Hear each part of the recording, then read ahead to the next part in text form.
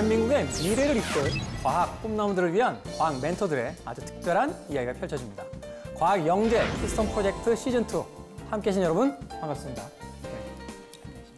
지난 회에 이어서 오늘도 자리해 주신 빅데이터 전문가 신경식 교수님 나오셨습니다. 그리고 로봇 디자이너 엄윤설 대표님 나오셨습니다. 네. 현직 과학교사이자 과학 커뮤니케이터 최원석 선생님 나오셨습니다. 네, 반갑습니다. 과학 저널리스트 이근영 기자님 나오셨습니다. 네, 이근영입니다. 서울 디지털재단 연구협력실장 김성진 박사님 나오셨습니다. 안녕하세요. 얼마 전에 캐나다에 이민 갔던 저희 사촌이 이제 잠깐 한국에 나왔었는데 깜짝 놀라는 거예요. 12년 만에 나왔다가 버스 정류장에 쓸 때마다 다음 버스가 몇 분에 도착하는지부터 시작해서 어플리케이션만 열면 뭐 지하철이든 버스든 그 목적지까지 도착 시간까지 다 계산해 주는 걸 보면서 캐나다는 시골인데 여기는 완전히 고도화된 미래도시 같다라는 이야기를 했을 때 서울시의 어떤 디지털 소위 시스템이 굉장히 잘 이루어져 있구나라는 생각을 했었거든요. 버스를 많이 타고 다니시는 분들은 한 단계 더 나은 걸 보실 수가 있어요.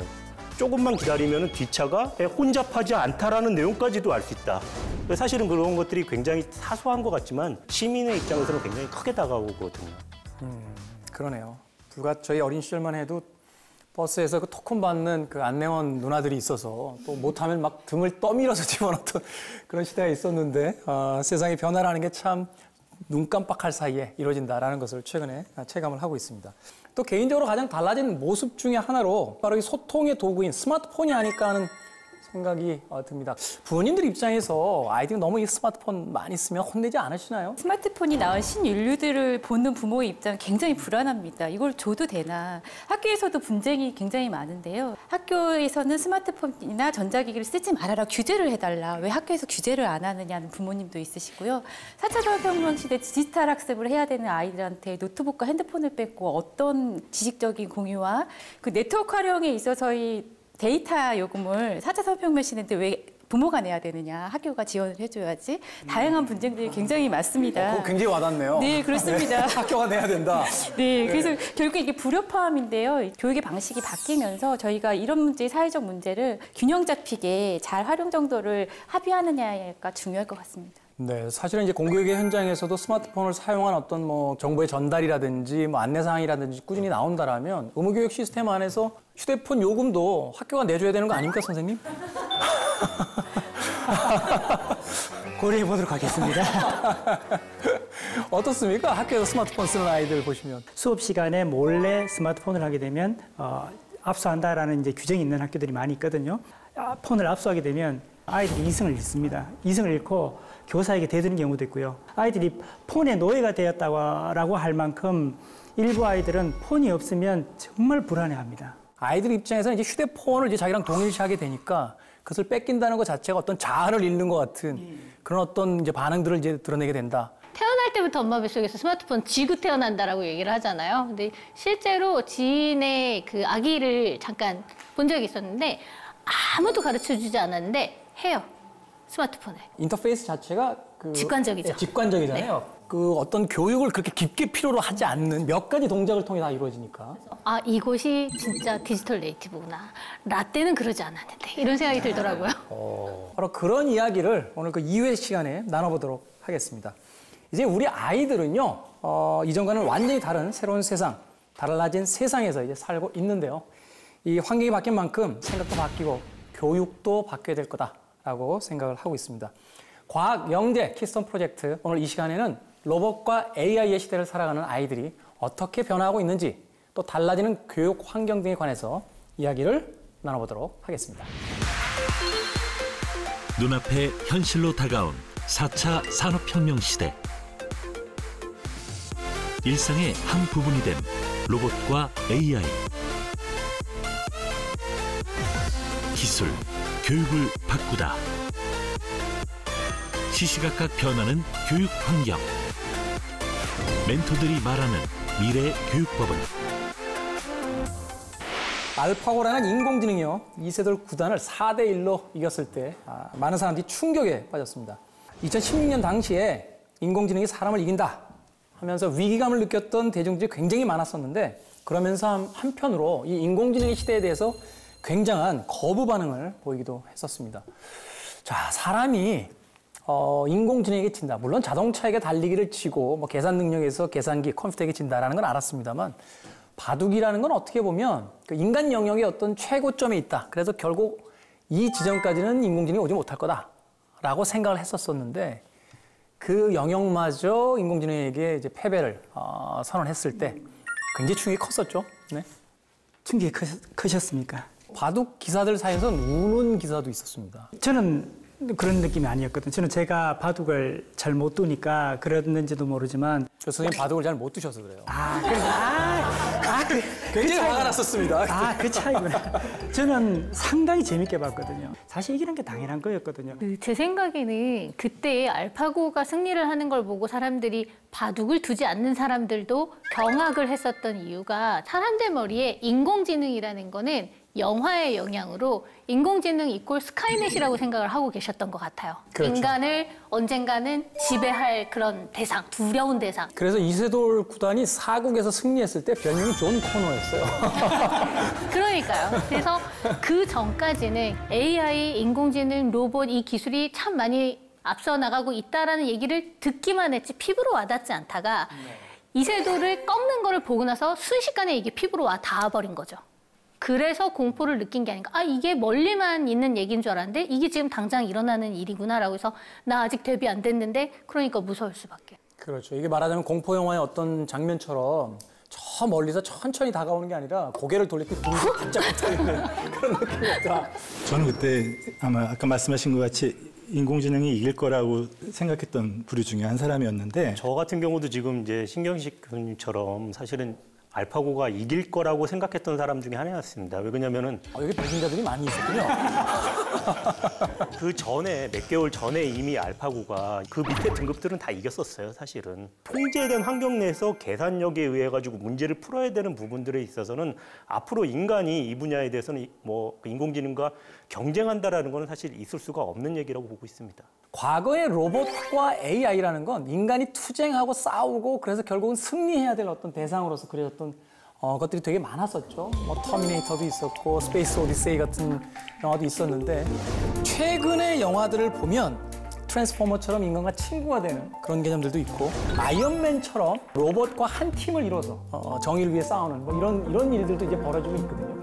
이렇게 드라마나 영화에서 등장하게 된 그 로봇과 AI의 모습 자체가 우리들의 달라진 인식을 또 반영하는 것이고 또 그것을 통해서 아이들이 또 새로운 기술에 대해서 느끼게 되는 정서가 달라지겠죠. 그렇죠. 저는 영화적 상상력하고 과학의 기술, 과학기술은 사람의 양발이랑 같다고 생각을 해요. 영화적 상상력이 한 발 앞서가면 그거를 또 실현을 하기 위해서 과학기술자들이 현실로 그걸 만들어 옵니다. 네, 맞습니다. 물론 대중매체와 문화 콘텐츠가 아주 큰 역할을 한 건 맞습니다. 인터스텔라든 뭐 마션이나 허 같은 것들은 아이들이 보고서 아, 나도 과학자가 될래요 라는 얘기를 많이 했거든요. 영화 속에서 과학과 과학자의 이미지가 어떻게 비춰지는지는 매우 중요한데 우리나라 같은 경우에는 아직도 이제 그러한 산업 자체가 너무 토대가 얇아서 사실 우리가 기억하는 로봇으로는 태권브이 그것도 벌써 40년이 다 된 낡은 로봇 하나밖에 없고 그 이외에는 우리가 제시할 만한 그런 뚜렷한 그런 로봇이 없다라는 게 상당히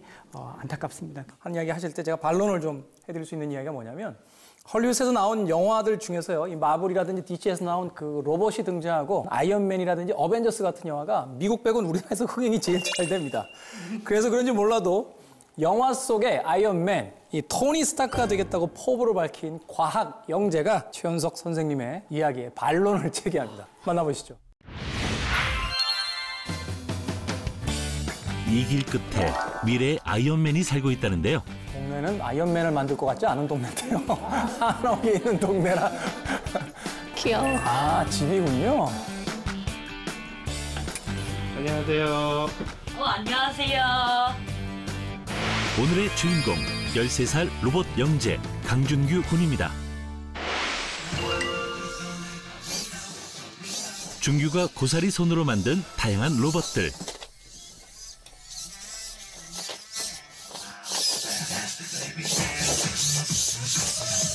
누구의 도움 없이 혼자 만들어낸 준규의 소중한 작품들입니다.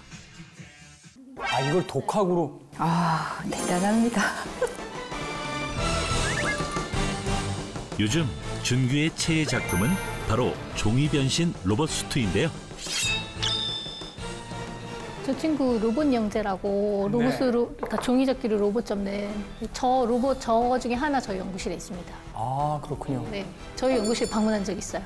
어디서 많이 봤다 했더니 준규가 직접 설계한 종이 로봇들. 가슴 장식부터 색 조합까지 섬세한 표현이 눈에 띄네요. 어릴 때 아빠가 그 신문지 가지고 되게 재밌는 놀이를 많이 했어요. 같이 칼도 만들고. 그래서 처음에는 그렇게 만들다가 이제 4살에서 5살, 한 7살쯤 됐을 때 종이접기 책을 서점에서 찾아줬는데 그 책 이름이 오리로보라는 로봇 접기 책이었는데 되게 어려웠어요. 여태까지 적은 거는 1년 넘게 시도했는데 안 됐어요. 그러다가 엄마가 그래서 막 그 책을 너무 제가 안 되니까 화를 내니까 막 뺏고 그랬는데 그걸 계속 반복하다 보니까 결국에는 잘 적게 돼가지고 그때부터 이제 제대로 재미를 붙였던 것 같아요. 오리가미라는 게 이제 일본의 전통 그 종이접기에 대한 이야기죠. 간단한 새부터 우산, 그리고 복잡한 구조의 용까지 모두 준규의 손을 거친 작품들입니다. 저걸 다 종이로 접었다는. 네. 로봇과 종이 접기에만 몰두하는 아들. 부모님의 걱정은 없었을까요? 걱정스러울 때 칼도 휘어졌어. 일주일, 2주일 동안 막 밥 먹고 계속 저런 것만 접고 있으면 뭐 속 터질 때도 있고 걱정될 때도 있었는데 시간 지나면서 보니까 아이들이 저러고 노는 게 사실 저는 어떤 일회용 인재에 되게 필요한 어떤 공부법, 습득법 그런 것 같아요. 요즘 준규의 관심사가 또 바뀌었다는데요. 이 로봇 같은 경우에는 제가 이제 저희 집 저 강아지 공범이를 위해서 만든 로봇인데 밥 주는 로봇이에요. 이제 이 안쪽에 먼저 개밥을 담아놓고요. 이렇게 회전판이 있어서 개밥이 밀려서 나오는 방식인데 작동하는 방식은 이렇게 배터리를 여기에 딱 붙이고 이 상태에서 다이얼을 돌리면 여기에 있는 화면에 다이얼이 이쪽일 때는 스몰 도그, 이쪽일 때는 미들 도그, 그리고 이쪽일 때는 빅 도그 이렇게 메시지가 뜨는데요. 이제 저희 강아지 같은 대형견한테 줄 때는 이렇게 이제 원판이 총 3칸이 돌면서 안에 있는 사료가 나오게 되는 거예요. 저걸 준규가 혼자 만들었다고요? 홈시어터, 환풍기, 자동 급수 로봇을 합친 스마트홈 시스템을 만드는 중입니다.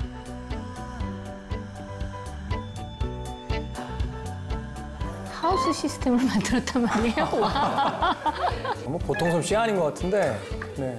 이게 이제 이 로봇의 이름이 스마트홈이에요. 화분에 자동으로 물 주는 로봇. 자동 커튼 블라인드나 그런 로봇들을 많이 만들었는데 단점이 있더라고요. 그런 로봇들을 만드니까. 그 가장 큰 단점이 뭐였냐면 여러 개니까 일일이 다 배터리를 연결해서 쓰기도 불편하고 그랬어요. 그래서 아예 집 자체가 이제 서로서로 그렇게 사물들이 커넥팅 되어 있어가지고 이제 다 같이 이제 복합적으로 작동하면 효율성이 높이지 않을까 그런 뜻에서 이제 만들게 되었는데 이 로봇 같은 경우에는 이제 모형으로 일단은 먼저 만들어 왔어요. 이 움직이는 벽인데 이거 설계할 때 사실 고생을 좀 많이 했었어요.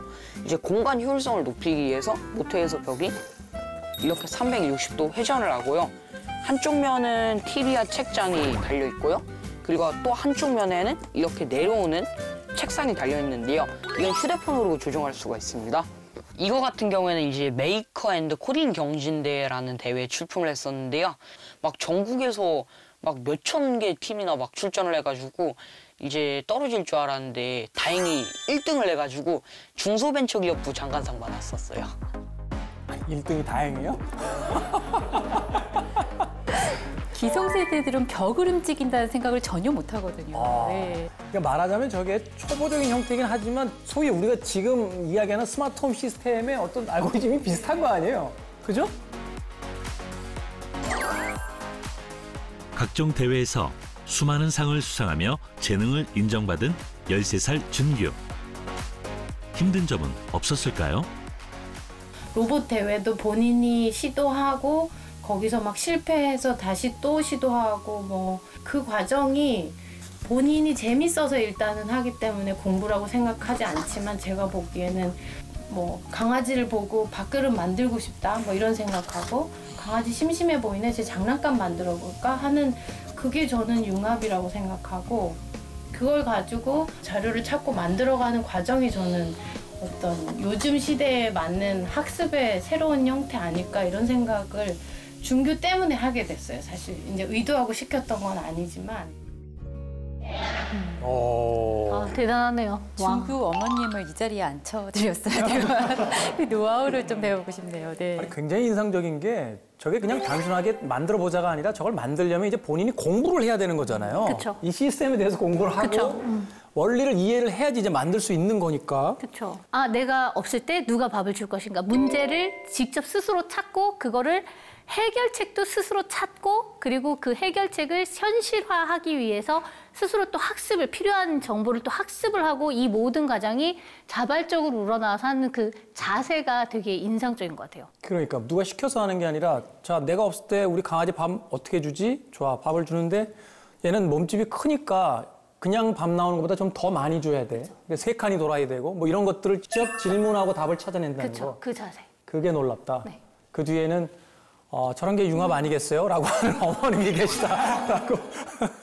지금 말씀해 주신 거가 사실은 이제 교육학에서 얘기하는 자기주도적 학습이라고 얘기를 하는 거거든요, 사실은. 굉장히 자기주도 학습에 몸에 체화된 사실은 그런 학생이라고 좀 볼 수 있을 것 같습니다. 어린아이들이 그 자기가 스스로 어떤 프로젝트를 설정하고 거기에 대한 공부를 직접 하고 그걸 가지고 어떤 완성형의 대답을 만든다는 게 참 대단하다는 생각이 듭니다. 예, 대부분 다 강아지 밥 주는데 어떻게 하면 되지라고 생각했을 때 엄마한테 부탁하면 되지 이런 식의 생각을 할 텐데 그렇죠. 그냥 뭐 그렇죠. 미리 좀 많이 주고 가지 뭐 이런 식이었죠.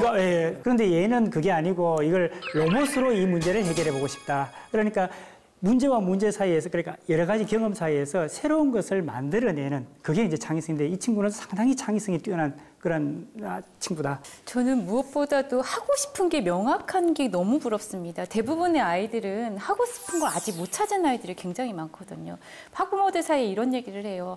체육이나 음악, 뭔가 재능이 있으면 그걸 시키겠다, 차라리. 그게 없으니 공부를 시키는 거다, 이런 얘기를 하는데요. 13살 때 하고 싶은 게 명확하니 얼마나 행복합니까? 큰 인재로 클 겁니다. 우리 성인도 그 수많은 경험 속에서도 내가 진짜 하고 싶은 게 뭐지? 라는 것을 찾는데 어려움을 겪는데 이제 10몇 살짜리 아이들에게 고작 태권도 학원, 음악 학원 뭐 이런 건 몇 개 가르쳐 준 뒤에 넌 왜 하고 싶은 게 없니? 라고 이야기하는 것 자체가 얼마나 그 어른들의 시선에서 보는 어떤 무지함 같은 것들인가. 그 아이들에게 좀 더 시간을 줘야 되고 좀 더 기다려줘야 되고 좀 더 많은 것들을 보여주고 경험시키기 위한 노력들이 더 선행이 돼야 되는 것들이지. 만약에 그 아이가 하고 싶은 게 없다라면 그 아이가 하고 싶은 게 없는 게 아니라 우리가 그 아이에게 충분한 경험을 주지 못한 것이 아닌가를 좀 생각해 봐야 되는 그런 시점이 아닌가 생각을 해봤습니다. 제가 13살 어린 소년의 그 발명품에서 가장 놀랐던 게 홈 시스템화입니다. 사실 어린아이 때 이제 관심을 가지게 되는 분야 같은 게 있잖아요. 그렇죠. 저 친구는 이미 지금 자기 환경에 대해서 고민을 하고 환경을 어떻게 개선할 것인가에 대해서 고민을 하기 시작을 했다라는 거잖아요. 그러면은 발달 과정으로도 봐도 저 친구는 굉장히 많이 나가 있는 거 아닌가라는 생각이 저는 듭니다. 그렇죠. 어떻게 교육을 받은 거지? 라는 생각이 들어요. 무슨 교육을 받았을까? 어떻게 가르침을 받았을까? 이런 생각이 갑자기 어머니 인터뷰를 봤을 때는 그냥 그러니까요. 내버려 두신 것 같은데. 아니 아까 그 홈 시스템을 만드는 거를 제가 이제 보니까 현실에서 문제를 발굴하는 능력 이 부분부터가 굉장히 차별화가 있다라고 생각이 들거든요. 그래서 이게 그러면 어떤 교육을 통해서 과연 이런 것들이 만들어졌을 것인가 이런 게 사실 좀 궁금합니다. 자, 아이가 하고 싶은 공부를 하고 꿈을 정하는데 이렇게 부모의 역할이 중요한 시대가 왔습니다. 중기를 키워낸 부모님의 교육 노하우는 무엇이었는지 계속해서 함께 보시겠습니다.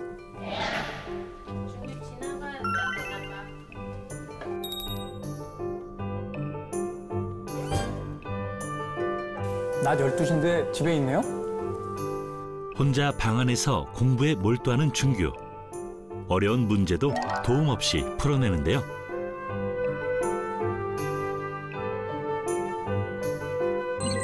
준규는 왜 학교 대신 외로운 홈스쿨링을 선택한 걸까요? 그 이유가 궁금합니다. 준규가 초등학교 1학년 때 저한테 물어봤었어요. 학교 가려고 하다가 엄마 저 학교를 왜 다니는 거예요? 이렇게 물어봤었어요. 저는 이제 가슴이 좀 철렁했었고 그렇게 한 2년 정도 준규는 매일 아침 학교 가는 길이 좀 지옥 같았대요. 그래서 이제 준규의 어떤 행복을 위해서 그렇게 결정할 수밖에 없었던 것 같아요. 시작은. 그렇죠. 저런 상상력을 가진 친구들이 나타나기 위해서는 저렇게 너그러운 어머님이 계셔야죠. 그러니까 준규가 하고 싶은 것이 따로 있는데 학교가 그것을 받아주지 않으니까 힘들었던 2년이 있었다. 엄마 지금 바빠? 오케이 그럼 일로 와봐봐. 나 보여줄 거 하나 있어. 내가 엄청 멋진 시험 문제를 하나 풀었는데 엄마 배열이 뭔지 알아?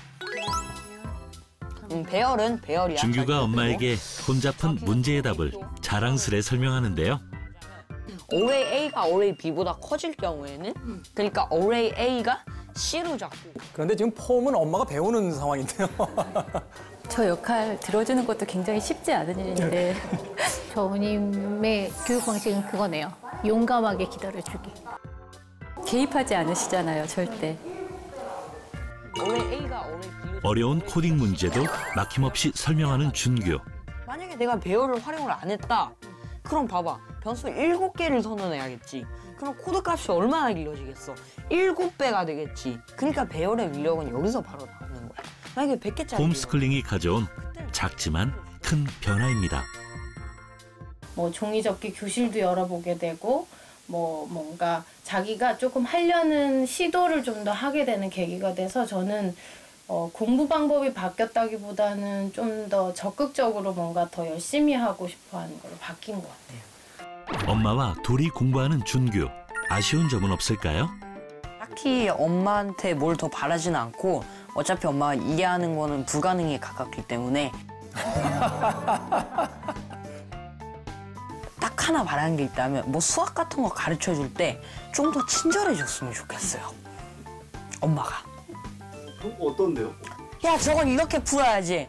등짝 스매싱. 뭐 그런 식으로 가르쳐 주세요. 준규가 구김이 없네요. 그죠? 엄마와 함께 하루 일상이 굉장히 행복해 보이는. 홈스쿨링 시작하고 3학년 때 학교를 나왔어요. 첫 2주는 엄마가 딱히 뭐 공부해라 이런 소리 아예 안 했어요. 근데 생각이 든 거예요. 공부 안 하나? 공부해야 되지 않나? 그래서 처음에는 이제 같이 엄마랑 같이 문제지를 푸는 방법으로 하다가 그게 좀 비효율적인 것 같아서 아카데미라는 공부 사이트에서 거기서 공부를 한 1년 정도 했었어요. 근데 그 방법이 영어다 보니까 그래서 어려워가지고 지금은 이제 문제집을 학원에서 풀면서 그런 위주로 공부하고 있어요. 준규를 늘 믿어주는 엄마지만 홈스쿨링에 대한 두려움은 없었을까요? 처음에는 약간 학습을 좀 걱정을 하긴 했었어요. 관두기 전에는. 근데 막상 관두고 나서 한 4년 차째 되니까 학습보다는 약간 준규 어떤 인생에 대한 계획 이런 것들을 자꾸 하게 되더라고요. 좀 더 큰 계획 속에서 아이들을 쳐다보게 된다. 그러니까 나름의 어떤 시행착오도 겪었었군요. 네.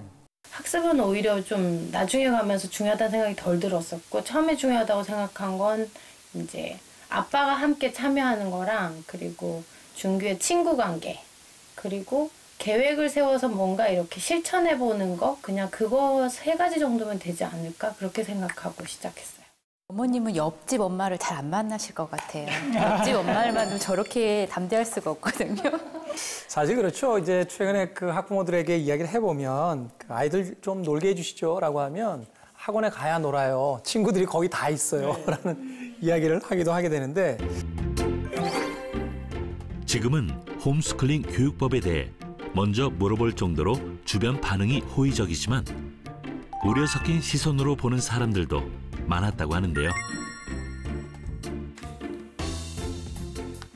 초등학교 때까지만이라도 남들이 학원 다니고 학습하는 거에 너무 불안해하지 말고 실컷 놀게 하면 사실 그 안에 얘네들이 아는 어떤 디딤돌이 되는 게 다 있다고 생각한다. 중규를 보면서 나는 그런 걸 좀 많이 경험했다. 이렇게 자료들 막 보여드리면서 오히려 설득하고 다니거든요. 그래서 좀 더 여유 있게 좀 더 놀리고 자기가 하고 싶은 거 하고 실컷 놀 수 있게 해주라고. 그래서 저는 그게 제일 중요하다고 생각해요. 네. 자, 강준규 어린이의 공부 방법 중에 가장 이제 핵심 키워드로서 등장한 게 이제 홈스쿨링입니다. 근데 생각해보면 이 홈스쿨링이라는 교육 방식이 뭐 최근에 새로 등장한 교육 방식은 아니잖아요. 과거부터 있었던 방식이고 우리에게도 굉장히 익숙하게, 물론 이제 그 교육을 했던 건 아닙니다만 그 단어 자체는 굉장히 익숙하게 들었던 그런 교육 방식인데. 근데 이제는 미래의 기술이 너무 발달돼 있기 때문에 공부를 하는 물리적 공간의 의미가 크게 없어졌고요. 공부를 하는 기간도 평생 해야 되는 상황이 되었습니다. 그래서 홈스쿨링이 일반화되는 건 정확히 맞고요. 근데 다만 학교를 떠나는 아이들이 너무 많아졌어요.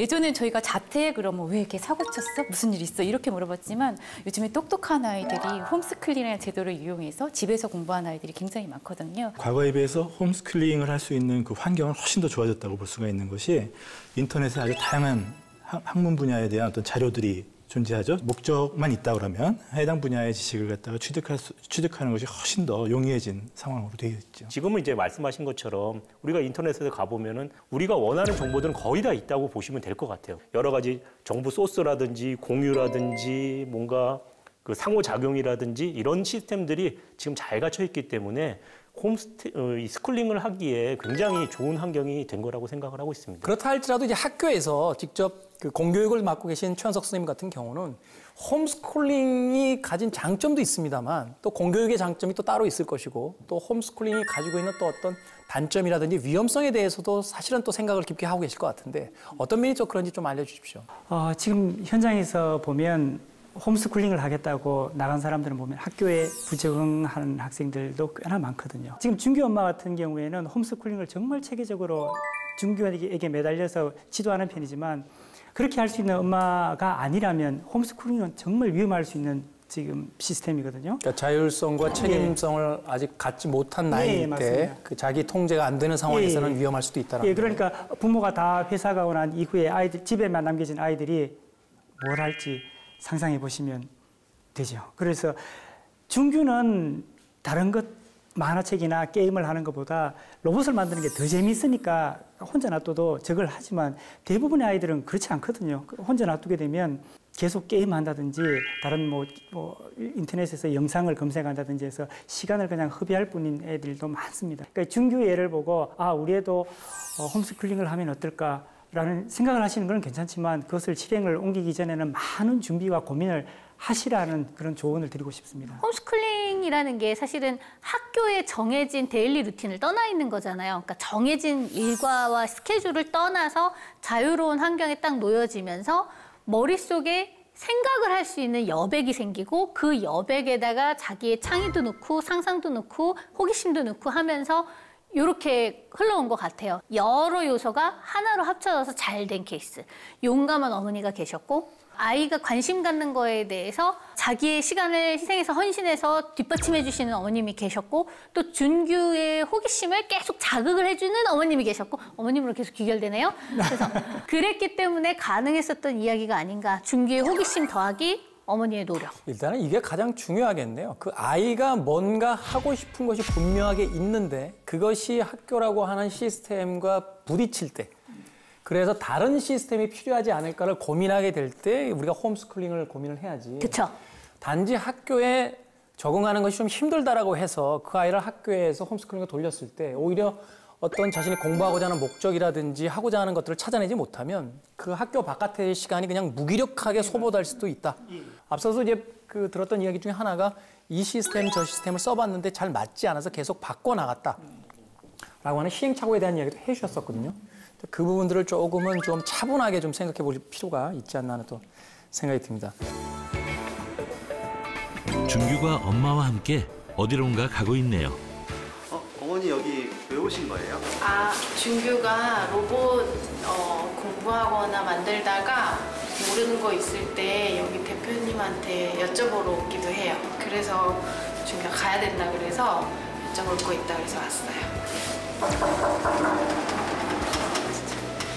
형! 야, 너 되게 오랜만이다. 형이에요? 아, 저분은? 되게 오랜만이죠. 잘 지내셨어요? 너 공부하고 있었어? 안 하고 있었어? 굉장히 열심히 하고 있어요. 그래? 네. 준규가 유독 반가워하는 형. 이분은 대체 누구일까요? 한국 로봇계를 이끄는 오상훈 대표입니다. 연계발굴단에서 우연히 봤는데 되게 재밌어 보이더라고요. 그래서 준기한테 형이 뭐 3D 프린터도 사주고 막 그 로봇 만드는데 필요한 것들도 사주고 공부도 가르쳐줄 테니까 그 대신 남들이 못할 만큼 열심히 공부하면 너가 성장할 수 있겠냐 그랬더니 그러고 싶어요. 그래서 그래 그러면은 죽을 만큼 공부 열심히 하는 조건으로 가르쳐줄게 라고 했었어요. 로봇이란 공통점 하나로 20살에 가까운 나이 차를 초월한 우정을 나누는 두 사람. 네, 알겠습니다. 그 스트링 X라는 뭐 함수 비슷한 게 있던데 그걸 그래서 책에서 계속 뒤져봤는데 안 나오더라고요. 준규에게 오상훈 대표는 인생의 해답을 주는 멘토 같은 존재입니다. 일단은 제가 준규한테 이야기를 한 게 학교에서 배우는 거 이외에 제가 배웠으면 하는 이 소프트웨어적인 지식들과 그리고 엔지니어링적인 지식들이 있거든요. 그런 것들을 좀 더 딥하게 공부했으면 좋겠습니다. 예를 들어서 저는 대학교에서 가르치는 학문도 충분히 초중고 학생들도 배울 수 있다고 생각하거든요. 근데 저런 것들이 바로 최근의 어떤 디지털 시대의 가장 장점인 것 같아요. 뭘 하고 싶어 할 때 우리가 찾아낼 수 있고 연결시켜 줄 수 있다는 거. 그쵸. 과거에는 그게 굉장히 막연했는데. 보니까 이제 모터가 너무 꽉 껴가지고 접합이 안 된달까? 그런 문제가 생겼어요. 아니 이거 베트남 거 짱이지? 그 아두이노가 제가 사온 교재하고 준규와 오상훈 대표가 함께 고민하고 대화하며 문제에 대한 답을 찾는 것 같은데요. 기어를 맞물리게 해줘야지. 얘를 높이면 되잖아. 멘토 오상훈 대표의 조언에 힘입어 다시 도전하는 준규. 하지만 실패, 또 실패, 또 실패입니다. 수없는 실패에도 지치지 않고 도전하는 준규. 로봇에 대한 열정 하나만큼은 그 누구에게도 뒤지지 않습니다.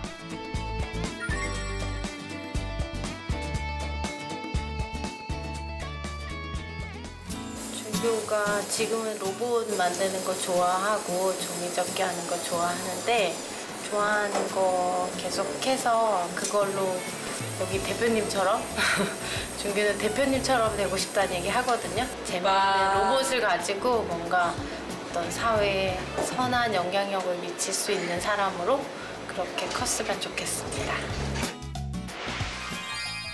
굉장히 인상적이었던 것 중에 하나가 멘토의 어떤 존재예요. 그러니까 부모님들 선에서 이제 해결할 수 없는 어떤 부분이 있을 때 단순하게 어떤 사이버 상에서의 교육 프로그램뿐만이 아니라 실질적으로 좀 그 대면하고 이야기를 나누고 영향을 줄 수 있는 어떤 멘토라는 그 존재들이 학교 바깥에 존재하고 있어야 이 홈스쿨링도 사실은 이제 어느 정도 일정한 효과를 발휘할 수 있는 거 아닌가 또 그런 생각도 들었거든요. 저는 멘토가 꼭 사람이어야 될 필요는 없다라는 생각을 하거든요. 저는 어릴 때 스타워즈를 보고 우주로 빨려 들어가는 듯한 그런 느낌을 받았었고 미래는 어떻게 될까라는 그런 생각을 많이 하면서 그다음에 읽었던 책이 칼 세이건의 코스모스라는 책입니다. 그러니까 어릴 때 코스모스라는 책을 머리맡에 두고 계속 잘 때마다 읽었었거든요. 어린아이가 읽기에는 꽤나 두꺼운 책 아닙니까? 그거 제가 지금 잡다가 어림잡아 봐도 이 정도 두께는 됐던 것 같아요. 그때 책이 이제 2천 얼마였나 3천 얼마였던 책이었던 이제 칼 세이건의 책이 좋은 게 그림이 많으니까 그렇죠. 예 그래서 그 그림과 함께 이제 그걸 보면서 아 과학이 이렇게 재밌는 거구나. 제가 보기에는 이 멘토링도 그러니까 1대1로 아까 보셨던 것처럼 뭐 로봇회사 대표님과 준규 학생 이렇게 1대1로 딱 만나는 것도 물론 좋은 멘토링이지만 요즘은 스마트폰이 역시 또 혁신적으로 발달이 되어 있기 때문에 이걸 플랫폼으로 이용을 해서 정보를 얻을 수 있는 라인이 굉장히 많잖아요. 그래서 여러 멘토를 여러 방향에서 여러 경로로 만날 수 있다라고 저는 생각을 해요. 지식이라는 거는 과거서부터 사실은 물이 높은 데서 낮은 데로 흐르듯이 지식을 많이 가진 자가 그거보다 못하는 추구하는 자한테 지식을 전달해주는 방식으로 교육이 진행돼 왔었어요. 사실은 저희가 인터넷 시대에 들으면서 그러한 지식들은 지금은 그런 사람으로부터 받을 필요가 없을 정도로 인터넷상에 널리 있다라는 거죠. 누군가가 티칭, 가리키는 티칭이 아닌 코칭 할 수 있는 이런 멘토링이 앞으로도 굉장히 중요하고 이건 비단 홈스쿨링뿐만이 아니라 앞으로의 교육의 방향에서도 티칭이 아닌 코칭의 시대는 굉장히 중요하다고 생각을 하고 있습니다. 네, 결국은 우리의 공교육이라든지 또는 그 홈스쿨링으로 넘어간다 할지라도 일차적으로 중요한 것은 지식을 가르치는 게 아니라 스스로 학습할 수 있는 습관과 또 스스로 학습할 수 있는 어떤 동기부여를 어떤 방식으로서 만들어 줄 것이냐. 그리고 결국은 그 나머지 부분에 있어서는 이제 아이들의 그 목표와 욕구가 생겼을 때 충분히 스스로 공부할 수 있는 디바이스, 기술적인 토대는 이미 구축이 돼 있다라고 이야기를 할 수 있는 게 아닌가 하는 생각이 듭니다. 자, 멘토가 사람일 필요는 없다고 하셨는데요. 로봇과 데이터를 기반으로 한 인공지능이 바로 우리의 교육 현실을 바꾸고 있습니다. 요새 말로 유 선생님 하면 진짜 유 선생님이 아니고요. 유튜브 선생님이라고 하고요. 로 선생님 하면 로봇 선생님이 등장을 하고 있는 그런 시기라고 하는데요. 교육용 휴머노이드 로봇 나우 같은 경우가 또 프랑스에서 제작이 돼서 실제로 선생님들과 함께 인간 선생님들과 함께 학교에서 교육을 하고 있는 그런 시대가 우리의 현실에서 펼쳐지고 있다라고 합니다. 기자님 어떻습니까? 휴머노이드 로봇 제작 이후에 이게 이제 실제 교육 현장에 투입이 됐다고 하는데 최신의 어떤 기사들을 통해서도 또 전해져 오는 소식들이 좀 있겠죠? 네, 그래서 제가 조사했습니다. 선생님 이제 드디어 그 직무로 많이 힘드시잖아요. 선생님들 너무 고생 많으신데, 네 보조 로봇 교사를 활용할 보조 로봇인 거죠? 네, 저는 순간적으로 은퇴시키시는 줄 알고. 아닙니다. 네, 그래서 로봇이 할 수 있는 일은 로봇에서 맡기시고 선생님들은 진짜 질 좋은 교육을 위해서 집중하실 수 있는데요. 핀란드 탐페레시 초등학교에서는 수학 교육 로봇이 있습니다. 연상 교육 수업을 진행한다고 해요. 어학 교육 로봇 엘리아스도 있는데요. 영어, 핀란드어든 독일어든 23개의 언어를 구사할 수 있는 로봇이라고 합니다. 네, 학생들이 학습 수준을 개별적으로 분석하고 수준별로 맞게 질문이나 난이도도 조절하고요. 교사에게 학생들의 문제를 분석해서 알려주니까 고자질도 아주 잘하는 로봇입니다. 그러니까 이제 로봇이 학생들의 어떤 수업도 분석하고 시험 성적도 분석해서 이제 그것에 대한 결과를 교사에게 알려준다.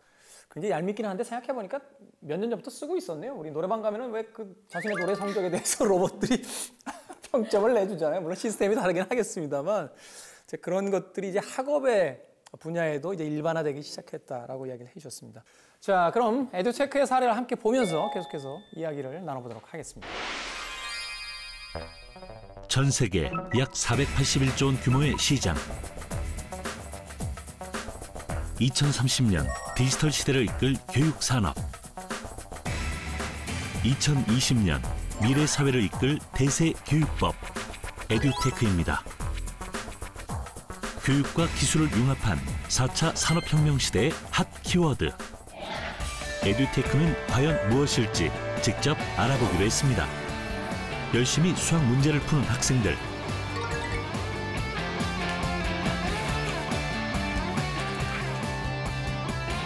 그리고 답지를 걷어 바로 스캔하는 모습. 조금은 낯선 광경인데요. 시험지를 저렇게 스캔을 하면 이제 점수를 내주는 모양이죠? 예전에는 이제 학생의 특성을 파악하기 위해서 소위 말하는 양치기라고 하는 거 있잖아요. 굉장히 많은 양의 문제를 풀려서 찾아내야 됩니다. 공통분모를. 근데 지금은 인공지능이 바로 학생의 성향을 파악해서 맞는 문제를 내서 치유를 하기 때문에 학원 업무가 굉장히 간단해지고 학생들도 시간이 굉장히 절약됩니다. 처음에 이제 6등급이 나왔는데 26점 만점이 나와갖고 이 성적 분석표는 진단 테스트 결과를 바탕으로 개념별 취약점을 도식화한 건데요.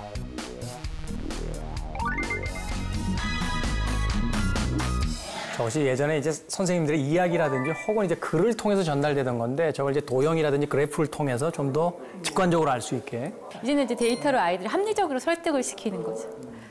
선생님도 저의 실력 향상에 많은 도움을 주고 계시지만 지금 저의 장단점을 확실하게 알아채고 보완해주는 데는 AI가 더욱더 세밀하고 정확하게 알려주지 않나. 다른 나라의 경우는 어떨까요? 미국이라던가 중국 같은 경우에는 정말 다양한 시도들이 있고요. 세계적으로 많은 업체들이 인공지능 기술을 이용한 개인 맞춤형 교육이죠. 열심히 시도하고 있습니다. 또 다른 사례 무크는 온라인 대규모 공개 토론 수업을 뜻하는데요. 기존에 있던 원격 수업의 진화된 형태입니다. VR 교육은 가상현실을 활용한 교육법으로 우주, 오지 등의 위험한 공간도 안방에서 쉽게 체험 가능한 교육 방법입니다. VR 기기 하나면 안방에서도 인도의 타지마할을 볼 수 있습니다.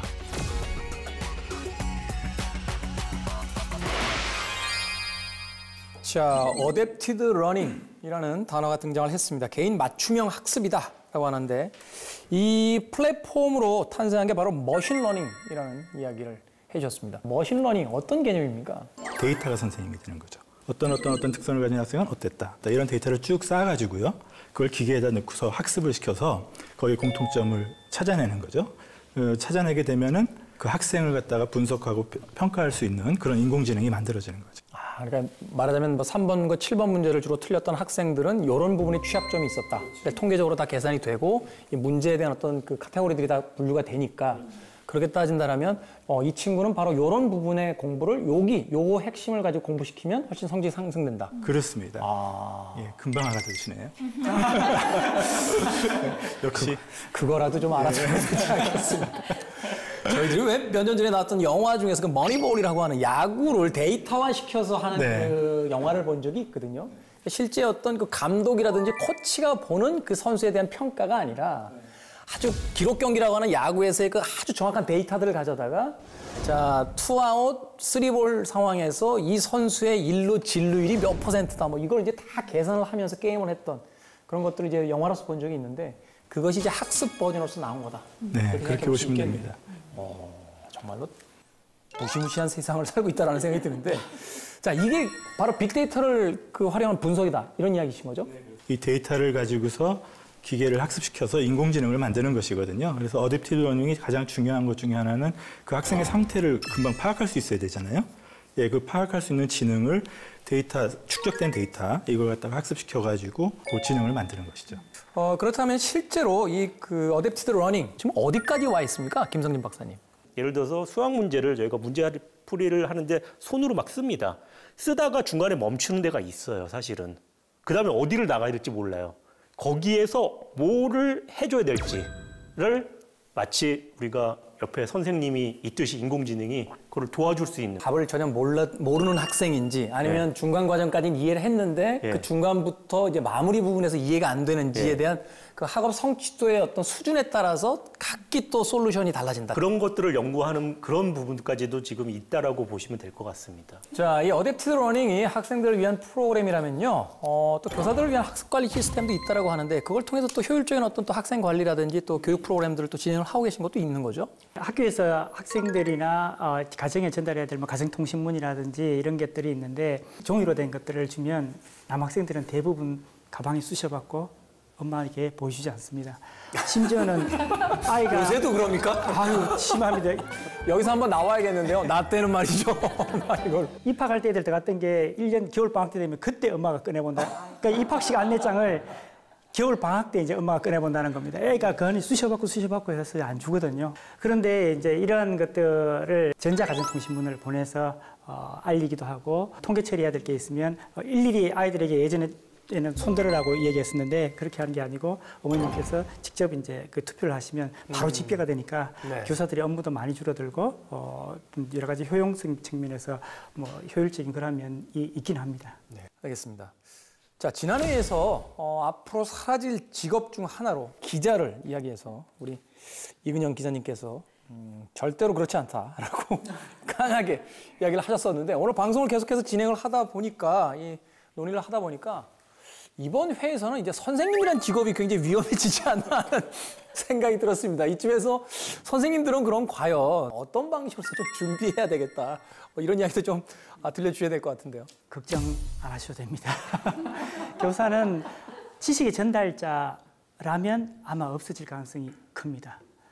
지식의 전달자뿐만 아니고 학교에서 교사가 해야 될 역할들은 상담자 역할도 해야 되고요. 학생들의 보호자 역할도 해야 되는데 지금 현재 지식을 전달하면서 상담도 하고 보호를 하는 그러한 능력을 가진 로봇이 등장하려면 아직 상당한 시간이 필요할 것 같고요. 사실 지금 로봇이 가격이 싸지는 않는데 그러한 로봇들을 투입해서 얻을 수 있는 부분이 그렇게 많이 있는가. 기술이 있다라고 해서 꼭 그 기술을 다 쓰는 것이 교육이냐, 첨단의 교육이냐라는 것은 한번 질문해 봐야 된다.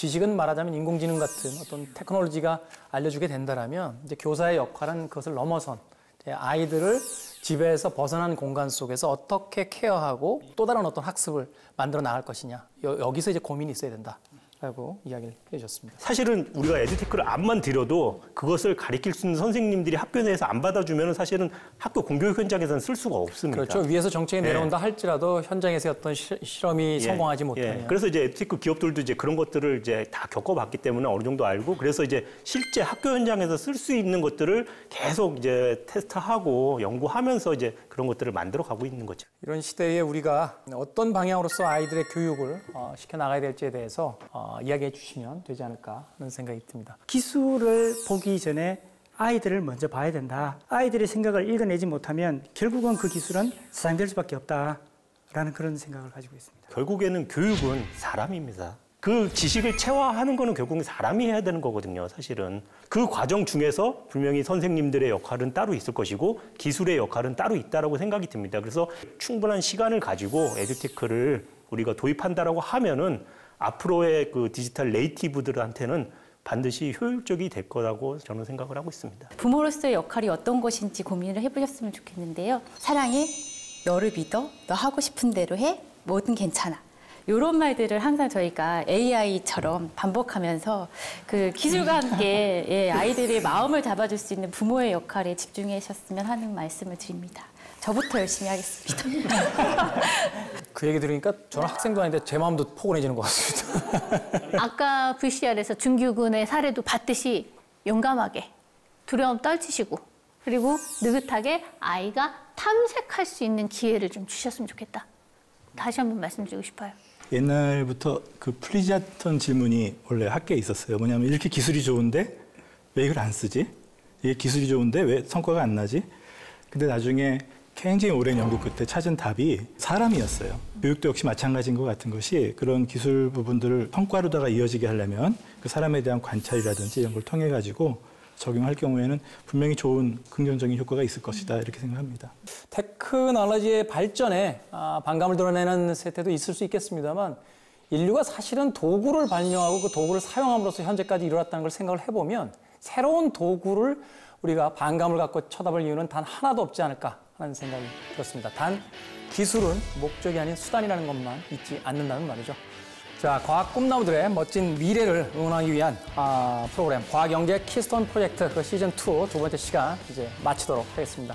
오늘도 같이 해주신 멘토 여러분들 감사합니다. 고맙습니다. 네, 고맙습니다.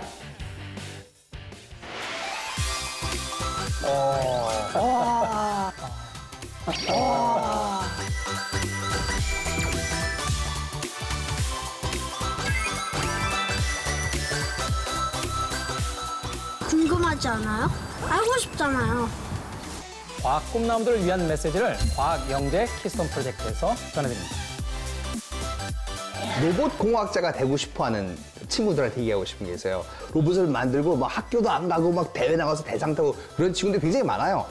그런데 취미로서의 로봇을 하기 위해서는 창의력과 손재주만 충분히 돼요. 그런데 취미로서의 로봇을 넘어서 진짜로 세상을 바꾸는 진짜 로봇 연구를 위해서는요.